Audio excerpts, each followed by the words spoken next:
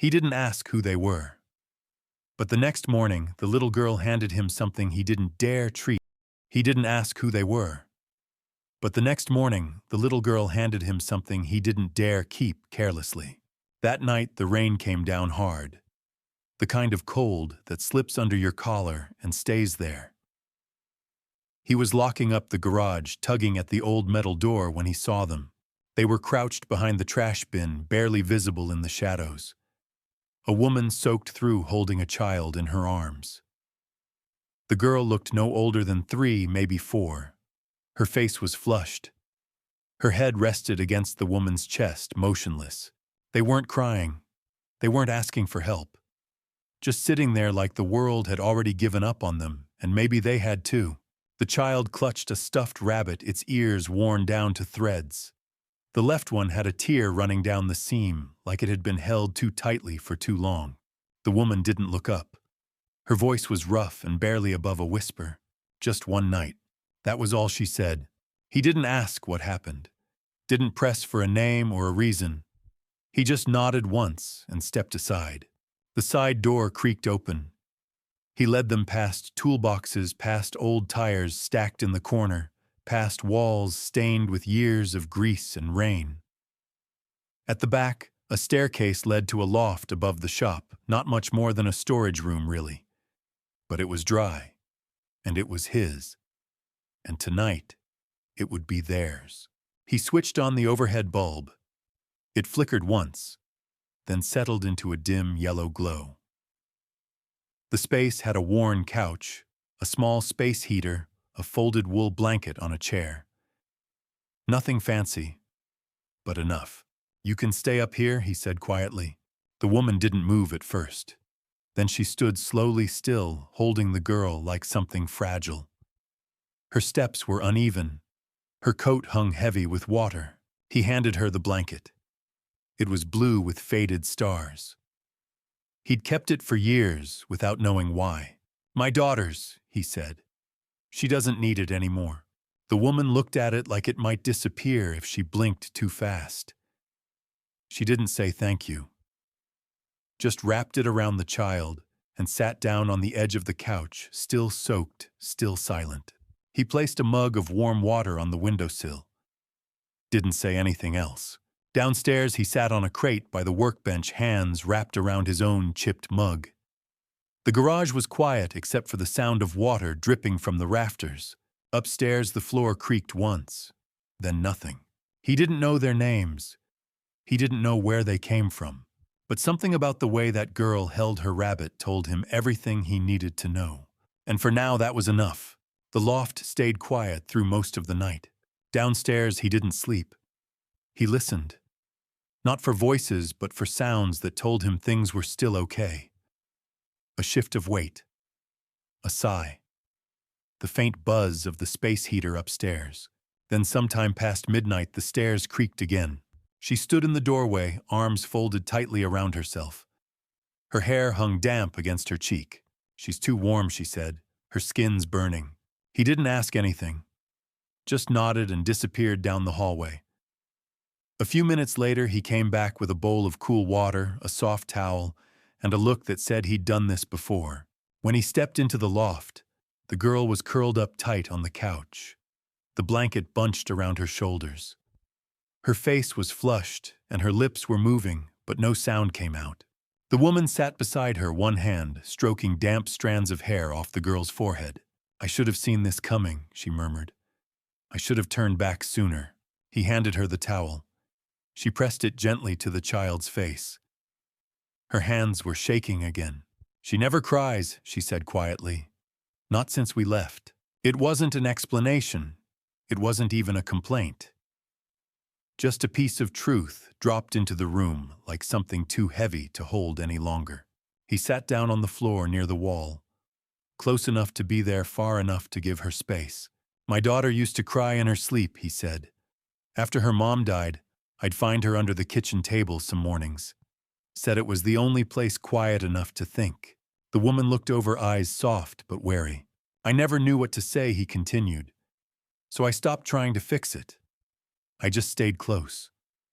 That helped more than anything I ever said." The towel in her hand had already grown warm. She dipped it back into the bowl, wringed it slowly. She was in a car seat when it happened, the woman whispered. The others didn't make it. Only Luna. I wasn't even supposed to be there that day. I just showed up late. And they handed her to me. She didn't cry when she said it.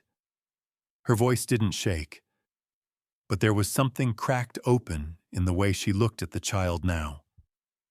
Like guilt and love had been living side by side too long to tell apart. You didn't have to help us, she said. You didn't even know us. He didn't answer right away. Then he said, You didn't run. That told me enough.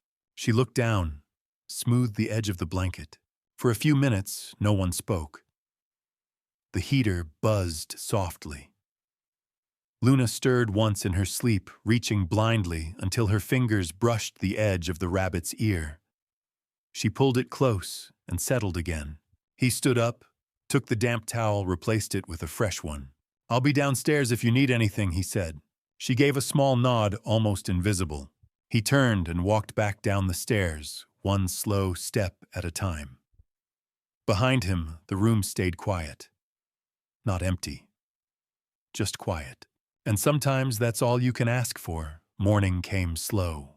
He was already in the kitchen corner of the garage heating water for oatmeal when he heard the loft stairs creak again.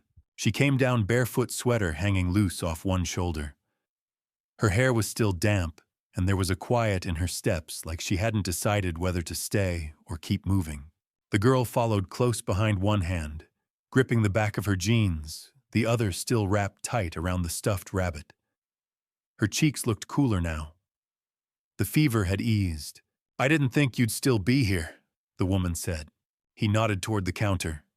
It's not much, but it's warm. They sat at the old workbench by the window. Sunlight broke through the clouds, just enough to make the dust in the air shimmer.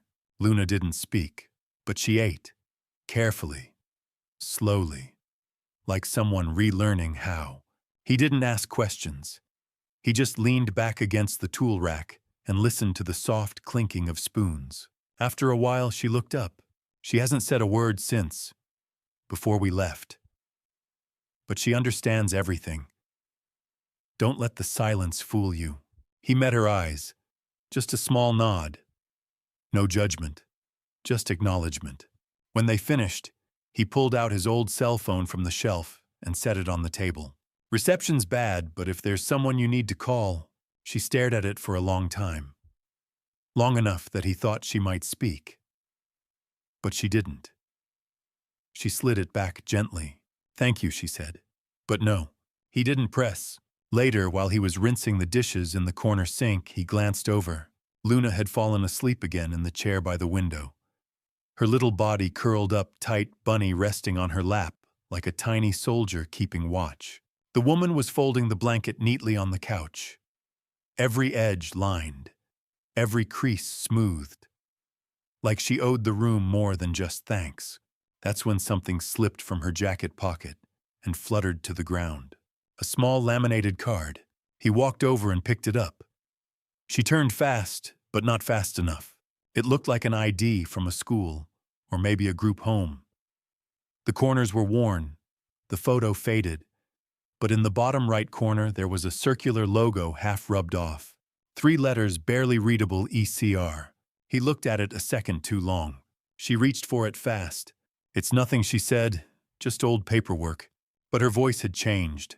Not louder, just tighter. She stood now, one hand gripping the edge of the chair, like she was bracing herself for something. I can explain. You don't have to, he said, voice calm. Their eyes met. She didn't blink. He nodded slightly toward the garage door. It's unlocked if you're planning to leave.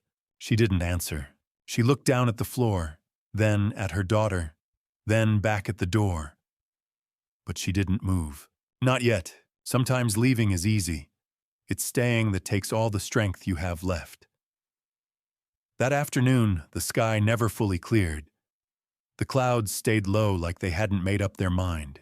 He kept his hands busy under the hood of an old truck, elbows deep in grease, pretending he wasn't listening for footsteps upstairs.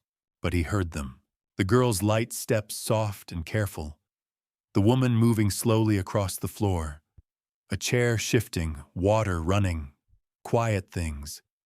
The kind you only notice when you're trying not to. When he came back inside, he saw Luna sitting at the window again, rabbit in her lap, knees tucked to her chest. Her head leaned to one side and her lips moved slightly. He listened closer. She was humming, barely. Just a soft sound in the back of her throat. A tune that didn't seem to go anywhere but wasn't lost either. He froze. Up until then, the girl had barely made a sound. The woman looked up from the laundry pile in the corner. For a second, she didn't move. She just stared like the moment might break if she blinked. She used to hum every morning, she said, voice low. After cartoons. In the car. Before naps. Then one day, it stopped. He placed the sandwich he brought on the table. She's safe now, he said. The woman nodded like maybe she believed him. Or maybe she just wanted to. Then came the knock. 3 times. Slow, measured. Not rushed, not loud. The kind of knock that didn't ask. It already knew. She stiffened. Luna stopped humming. The rabbit slid from her lap. He walked to the door and looked through the narrow side window. A man stood there. Mid-40s, clean jacket, dry hair, calm stance. No badge, no clipboard. Just a quiet presence that said he was used to people answering even if they didn't want to. He cracked the door, only a little. "Can I help you?" The man looked up, polite, controlled. "I'm looking for Isabel Carter. I was told she might have passed through here." Ethan didn't answer right away. "Why? She's not in any legal trouble. But there's a child involved. Some flagged documents. It's delicate." He kept his voice level. "I just want to talk," the man added. From the far corner of the room, the woman's voice came quiet but clear. "Tell him I'm not here." Ethan didn't move. "I'm not sure she is," he said. The man looked at him for a long moment, then nodded just once. "If she shows up," he said, stepping back, "let her know I'm around. And let her know I'm not the bad guy." Then he turned and walked away. Not slow, not fast, just steady, like someone who knows how to wait. When the door clicked shut, Ethan turned around. She was sitting on the bottom step, arms wrapped around herself, staring at nothing. "He's not lying," she said. "But that doesn't mean I can trust him." He leaned against the counter, letting her speak. "I wasn't supposed to take her," she said. "I wasn't even next of kin. Just the aunt who came too late." She rubbed her palms together. Her voice had no heat in it. Just where? They were going to place her somewhere else. Different city, different home. She didn't even know the people. They said it was policy. She looked up, so I took her. I didn't plan it. I just couldn't let them decide who gets to love her more. Ethan didn't say anything for a while. Then he asked, "What if the system isn't trying to hurt her? What if they're just trying to help?" She shook her head. Not defensive, just tired. "Systems don't help," she said. "People do." At her feet, Luna reached for the rabbit on the floor. Then, with the smallest motion, she placed it in her aunt's lap. Like she had heard every word. Like she understood. The next morning, before the sky turned fully blue, he found Luna sitting by the window again. She was drawing circles in the fog on the glass with one finger. The stuffed rabbit sat beside her upright like it was keeping watch. She didn't say anything, just turned and reached into the pocket of her coat, pulled out something small, folded. She handed it to him without a word. It was a photo, old, creased at the corners. A man and a woman standing outside a courthouse holding hands. In between them, a small girl, Luna, barely 2, hugging the same rabbit. He turned it over. There were words on the back, written in shaky handwriting. "If anything happens, tell her I tried." He didn't need to ask who wrote it. When Izzy came downstairs and saw him holding the photo, she sat down slowly at the table. Her shoulders didn't drop. Her face didn't fall. She just looked tired. "I wasn't supposed to keep that," she said. "They told me it would only confuse her, that it wouldn't help." He handed it back. "Maybe it doesn't have to help. Maybe it just has to stay." She didn't answer. She looked at the photo for a long time, then slipped it back into her pocket.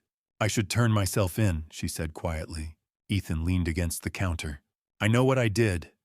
I took her when I wasn't supposed to. But what if they look at me and only see a line on a file? What if they don't see what I see? He didn't interrupt, didn't offer answers. She stared at the table, one hand resting over Luna's empty cereal bowl. What if love isn't enough, she whispered. Before he could respond, Luna slid her chair closer and placed her small hand over her aunt's.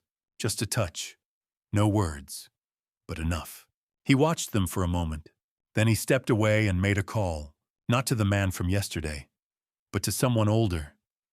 Someone who still owed him something from a long time ago. The kind of favor you don't write down. He didn't explain much, just told the truth the way it had unfolded. A few hours later, a woman came to the garage. No badge, no uniform. Just plain clothes, a worn folder, and a pen that clicked once before she spoke. They all sat at the table. She listened. She asked questions. She didn't smile much, but she didn't look away either. When it was done, she closed her folder and said, I can't promise everything, but I can promise she'll be heard. Izzy nodded. No tears, no begging.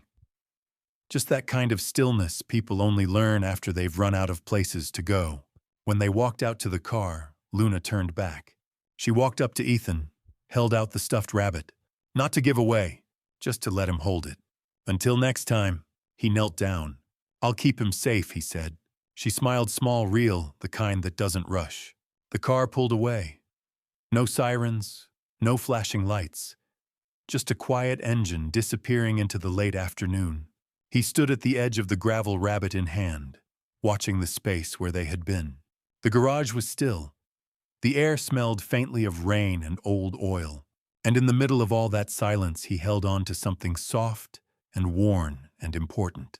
Not all stories end with justice. Some end with being seen. And sometimes that's enough.